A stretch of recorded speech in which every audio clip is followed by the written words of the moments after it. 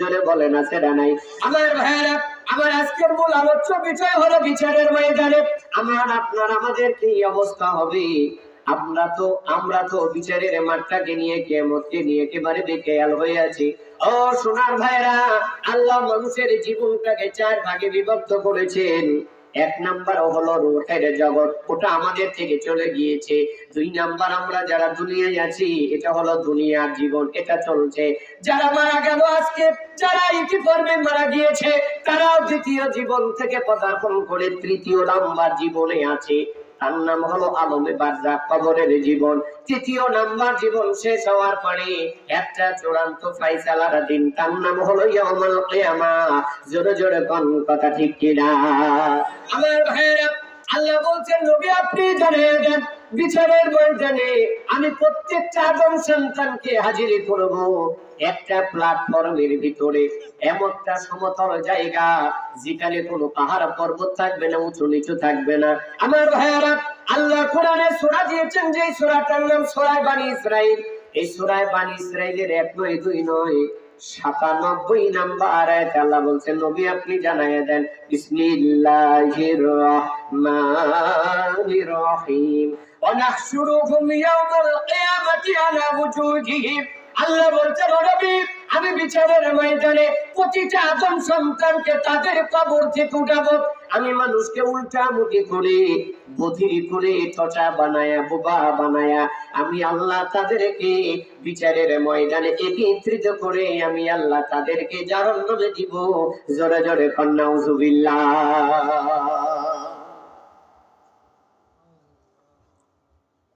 আল্লাহ আমাদের কোথা থেকে উঠাবে?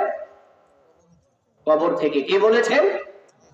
ওয়ানাহশুরুহুম ইয়াওমাল কিয়ামাতি আলা ওয়ুজুহিহিম। ও নবী আমি তাদেরকে তাদের কবর থেকে উঠাবো উল্টামুখী করে। উল্টামুখী মানে পা থাকবে উপরের দিকে। কোন দিকে? আরেকটু জোরে বলেন, কোন দিকে? আমি আল্লাহ তাদের কিছু মানুষকে উল্টামুখী করে উঠাবো। 2 নাম্বার, কিছু মানুষকে অন্ধ বানায়া আমি আল্লাহ বিচারের ময়দানে হাজির করব।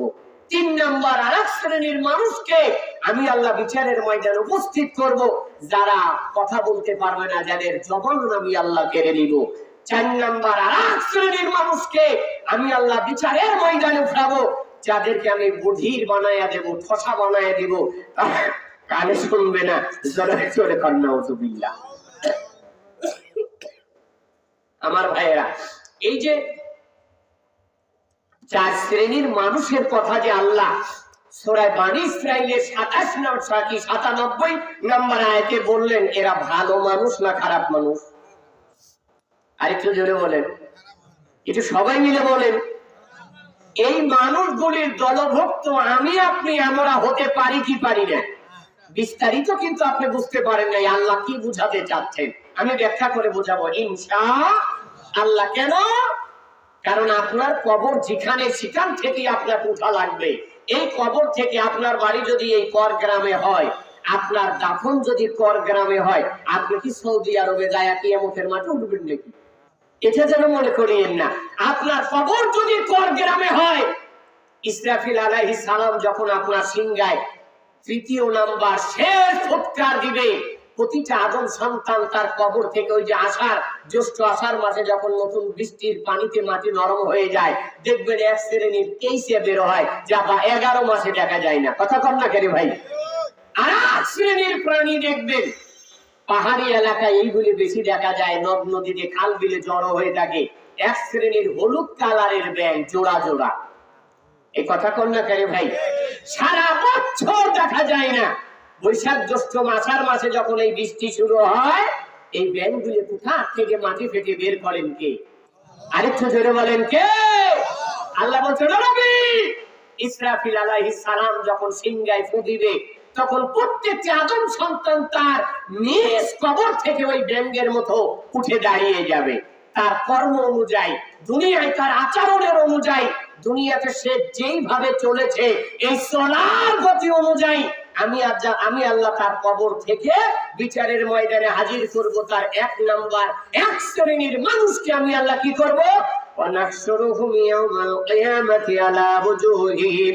আল্লাহ বলছেন নবী গো আমি এক শ্রেণীর মানুষকে আমি উল্টামুখী করে তাদের পা থাকবে উপরের দিকে, আমি আল্লাহ তাদের পা দিয়া হাঁটাবো না, তাদের হাত দিয়েও হাঁটাবো না। এই মানুষগুলি আমি আল্লাহ মুখের মাধ্যমে ঠোঁটের মাধ্যমে হাঁটায়া হাঁটায়া বিচারের ময়দানে হাজির করবো। জোরে বলুন নাউজুবিল্লাহ। এখন আল্লাহ কাদেরকে বিচারের ময়দানে কবর থেকে উঠাইয়া আল্লাহ বিচারে চিত্রিত করবেন উল্টামুখী করে জানার দরকার আছে না নাই? আর একটু জোরে বলেন আছে না নাই? ও সোনার ভাইয়েরা, আমার কলিজার টুকরা মা বোনেরা, মুরব্বী বাবাজিরা, যারা দুনিয়াতে সব সময় সিধা জিনিস বুঝে না উল্টা বুঝে, জোরে গান আছে না নাই? আর একটু জোরে বলেন আছে না নাই? কোরআনের কথা বললে তার ভালো লাগে না, হাদিসের কথা বললে তার গায়ে জ্বালা ধরে, সুন্নাতের কথা বললে কয় এতদিন আমরা করলাম একটা, আবার নতুন একটা নাজিল করছে নাকি? এমন চলা লোক আছে না নাই? বলা লোক আছে না নাই? হাজারো যদি দলিল দেওয়া যায়, কোরআনের কথা বলা যায়, সুন্নাতের দিকে আসে না। তার বাস্তবতা হলো আমাদের দেশে এক শ্রেণীর মানুষ আছে, আসসালামু আলাইকুম, আসসালামু আলাইকুম, আলহামদুলিল্লাহি রাব্বিল আলামিন, বিহাক্কি লা ইলাহা ইল্লাল্লাহ। আছে না নাই? আপনাদের এলাকায় আছে এই দল? এ যত দলিল জানের কাছে কাম নাই। ওপর বলবে কি মুরব্বীরা করে আসতেছে তাই করি, একেই আল্লাহ উল্টামুখী করবে। কি করবে? কথা বল না কেন ভাই? কারণ কোরআনের দলিল জানার পরে, রাসূল সাল্লাল্লাহু আলাইহি সাল্লামের সুন্নাতকে জানার পরে যারা উল্টামুখী চলবে, উল্টামুখী মানে কিভাবে উল্টামুখী আপনাকে বুঝাবো আমি, মানে বোঝানোর ভাষা পাচ্ছি না। একটা এক্সাম্পল দেই। এক লোকের বউ মরছে নৌকায় ডুবে। কি বলছে? কি ভাই খারাপ লাগতেছে আপনাদের? খারাপ লাগলে বলিয়ে একটু আওয়াজ দিয়ে। যে নৌকায় ডুবে বউ মরছে, নৌকার কিনার দিয়ে হাঁটছে আর বউ খুঁজছে। পরিচিত একজনকে দেখা হয়েছে, ভাই কই যাও? কয় যে ম্যাডামের নৌকা পার হবে লাগে ডুবে মরছে, পাচ্ছি না, এই জন্য বইয়ের লাশ খুঁজছি। তাহলে এইদিকে যাচ্ছ কে? ভাটুর দিকে যাও, কারণ স্রোত যেদিকে যায় ওই দিকে যাও। তুমি তো উজিন দিকে যাচ্ছ, এইদিকে তো বউ পাওয়ার কথা না, চলে যেতে হবে। এ ভাইজিনের বই না। কত মনে বোঝাতে পারছি না রে ভাই। ঘটনা কি? সারা জীবন উজেন খাইছে। আমি 40টা বছর ধরে সাথে সংসার করছি, ও কোনোদিন ভাইজেই নাই। দাঁড়াতে করলে শুয়ে পড়ছে, শুইতে করলে বসে পড়ছে। ও সারা জীবন উজেন খাইছে। এই উজেন ধাওয়া লোক সমাজে আছে না নাই? এই জন্য বলেন আছে না নাই? যত কোরআনের দলিল দেন আর হাদিসের দলিল দেন, আল্লাহ রাসূলের কথা বলেন, ওর কাছে কোনো মূল্য নাই। ও যেটা বলবে ওটাই ঠিক।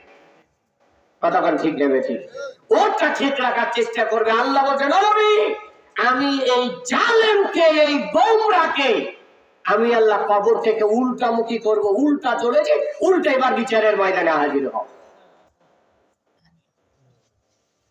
আমার ভাইয়েরা শুধু তাই নয়, আল্লাহ বলছেন আর এক শ্রেণীর মানুষকে আমি বিচারের ময়দানে উপস্থিত করব, যারা চোখে দেখবে না, আমি আল্লাহ তাদের অন্ধ করে বিচারের ময়দানে হাজির করব। অন্ধ বানায় আল্লাহ কাদের হাজির করবে? আজকে আপনাদের এই দাবাতকান বৃদ্ধি পাই বাজারে নামার পরে একজন ফকির এসেছে অন্ধ ভিক্ষা চাওয়ার জন্য। এই অন্ধ নাকি কবরে কিয়ামতের মাঠে অন্ধ হয়ে উঠবে নাকি? দুনিয়ায় যে চোখে দেখে না ওই অন্ধকে আল্লাহ কি কিয়ামতের মাঠে অন্ধ বানায় উঠবে নাকি? কথা কন না রে ভাই? না না না, আল্লাহ যাকে দুনিয়ায় চোখ দিয়েছেন কিন্তু সত্য দেখার চেষ্টা করে নাই, কোরআন হাদিস খুলে দেখে নাই। কোরআন হাদিস না দেখে যারা অন্যায় পথে চলেছে, ভালোর পথে যারা এই চোখকে ব্যবহার করে নাই, আল্লাহ বলছেন, ও নবী আমি আল্লাহ বিচারের ময়দানে যারা দুনিয়াতে চোখকে, আমার দেওয়ার চোখকে আমি আল্লাহর কাজে ব্যবহার করে নাই, আমি তাদেরকে দৃষ্টি কারা কেড়ে নিয়ে বিচারের ময়দানে আমি আল্লাহ হাজির করবো। জোরে পান নাউজুবিল্লাহ। আমার ভাইয়েরা, এরপরে আল্লাহ বলছেন, নবী গো আমি আর এক শ্রেণীর মানুষকে বিচারের ময়দানে উপস্থিত করব, যারা কানে শুনবে না, যারা ঠসা বানায়া আমি আল্লাহ তাদের ঠসা বানায়া বিচারের ময়দানে হাজির করব। ও আমার মা বোনেরা, মুরব্বী বাবাজিরা, এই দুনিয়াতে যারা ঠসা তারা কি বিচারের ময়দানে ঠসা হবে নাকি? না, এই কান আল্লাহ দিয়েছেন কোরআন তেলাওয়াত শোনার জন্য, আল্লাহ কোরআন শিক্ষা করার জন্য মসজিদের মাইকে মুয়াজ্জিনের আযান শুনে মসজিদে ভালো কাজে যাওয়ার জন্য জোরে জোরে গান ঠিক কিনা। কিন্তু যারা দুনিয়ায় এই কাম ভালো কাজে ব্যবহার করবে না, মুয়াজ্জিনের আযান শুনবে না, কোরআন তেলাওয়াত শুনবে না, হুজুরের ওয়াজ শুনবে না, ভালো কাজে ব্যয় করবে না, যারা এই কান দিয়ে শুধু ইয়ারফোন লাগায়া হিন্দি গান শুনবে, স্টার জলসাজি বাংলা সিনেমার গান শুনবে, মানুষের চগলখড়ির কথা গীবতের কথা শুনবে, আল্লাহ বলছেন নবী গো আমি তাদের এই কানের সাউন্ড আল্লাহ কেড়ে নিয়া আমি তাদের বিচারের ময়দানে ঠসা বানায় উপস্থিত করব। জোরে নাউজুবিল্লাহ। আমার ভাইয়েরা, 4 নম্বর আর এক শ্রেণীর মানুষকে আল্লাহ বিচারের ময়দানে হাজির করবেন, যারা কথা বলতে পারে না, যাদের জবানকে আল্লাহ কেড়ে দিবে। ও আমার মা, আমাদের মাঝে অনেক মানুষ আছে রে, চোখটা দেখতে আমাদের মতো, কানটা মুখটা দেখতে আমাদের মতো, বডি ফিটনেস না কত সুন্দর আমাদের মতো, কিন্তু মানুষটার জবান নাই, কেড়ে দিয়েছেন কে? জোরে কম আরেকটু জোরে বলেন, কে দিয়েছেন? আল্লাহ বলছেন বান্দারে, এই দুনিয়ার সব বোবা মানুষটা কিন্তু বিচারের ময়দানে বোবা হয়ে উঠবে না। যারা দুনিয়ায় বেঁচে থাকাকালীন সত্য কথা যেখানে বলা দরকার সেখানে বলে নাই, সত্য গোপন করেছে, জজকে নষ্ট হবে, আত্মীয়তার সম্পর্ক নষ্ট হবে, সত্য বলে নাই, মিথ্যা কথা বলে বেরিয়েছে, যেখানে আল্লাহর কথা বলা দরকার সেখানে বলে নাই, আল্লাহর দেওয়া জবান দিয়ে আল্লাহর কাম করে নাই। আল্লাহ বলছেন ও নবী, আমি আল্লাহ বিচারের ময়দানে এই জালেমদেরকে বোবা বানায়া আমি আল্লাহ বিচারের ময়দানে হাজির করব। শুধু হাজির করব না, হাজির করে আমি আল্লাহ এদেরকে জাহান্নামে দিব। জোরে জোরে নাউজুবিল্লাহ। আমার ভাইয়েরা, জাহান্নামে আমরা যেতে চাই কি চাই না? আর একটু জোরে বলেন, চাই কি চাই না? এই যে 4টা অন্যায়ের কথা আল্লাহ বলেছেন, 4 শ্রেণীর অপরাধী আসামি বানায়া মানুষকে বিচারের ময়দানে কাঠগড়ায় দাঁড় করাবেন, এই 4 শ্রেণীর অন্যায় আমাদের ভিতরে আছে না নাই? আর একটু জোরে বলেন, আছে না নাই? আমাদের কিন্তু প্রত্যেকটা মানুষের ভিতরে এই 4টা আচরণের কোনো না কোনো একটা আছে, কিন্তু এতদিন হয়তো জানি নাই, বুঝতে পারি নাই। আজকে জানার পরে এই অন্যায়গুলো থেকে নিজেকে বাঁচানোর দরকার আছে না নাই? আর একটু জোরে বলেন, আছে না নাই? আমার ভাইয়েরা, যদি আপনি বাঁচতে চান, যদি আপনি এই বিপদ থেকে নাজাত পেতে চান, আজকের এই মাহফিল থেকে তওবা করে আল্লাহর কাছে এই বাড়ি থেকে ফিরিয়ে যেতে হবে, তাহলে আল্লাহ আপনার আমাদের জীবনের সব অন্যায় মাফ করে দিবেন। জোরে কান সুবহানাল্লাহ। আমার ভাইয়েরা, বিচারের ময়দানে আরো অনেক শ্রেণীর মানুষ হাজির হবে কিয়ামতের মাঠে।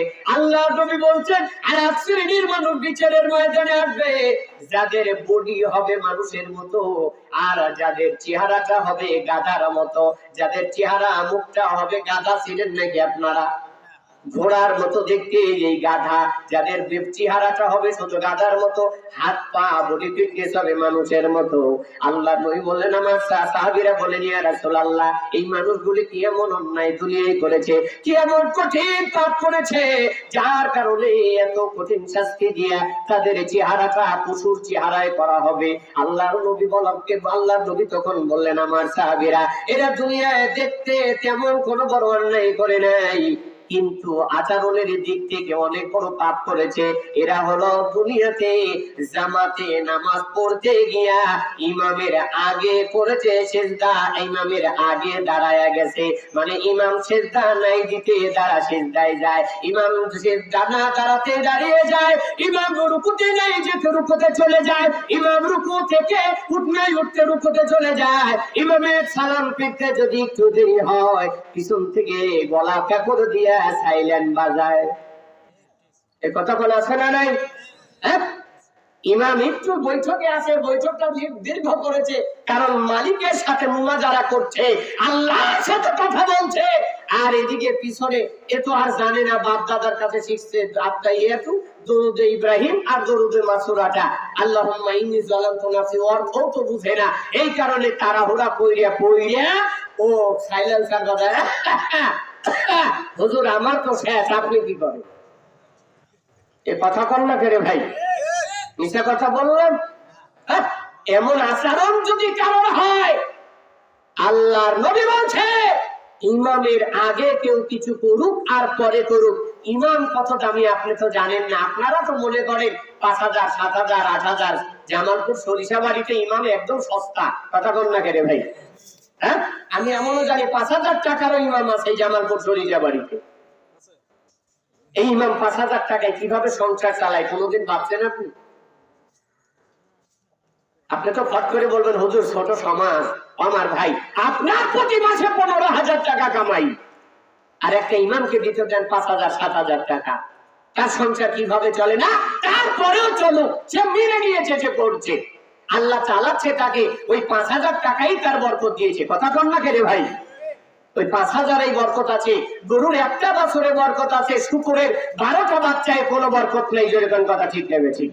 এই জন্য ইমামের 5,000 টাকা বেতনে চাকরি আছে, আপনি 20,000 কামাই করলে মাসের শেষে আপনার নাই খাই যায় না।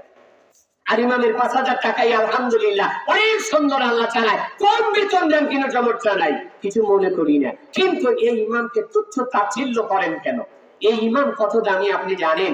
এই ইমাম কত বড় মূল্যবান আপনি জানেন? আল্লাহ বলছেন আউয়ালু আল উলামা ওয়ারাসাতুল আম্বিয়া।